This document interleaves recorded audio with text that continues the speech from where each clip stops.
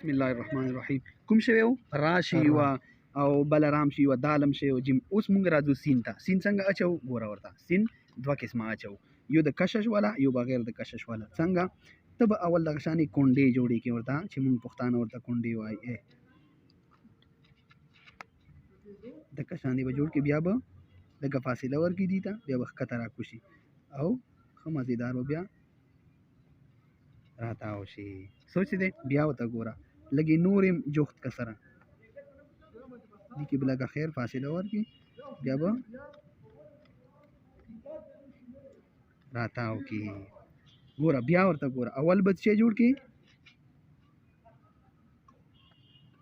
د کشانې به جوړ کې بیا به لږه فاصله ورکړي بیا به ښکته راکوشي بیا به تېنه راتاو شي.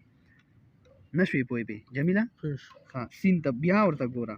اوس د دې صرف دا شیزې اکه دی خو کونډه وته نه لاندې هغه ورته بدلو دی ته بطن ورته بدلو دغه شانتې به کو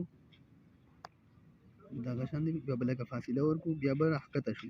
اوس په تېنه کشش ورکو شی به ورکو کشش.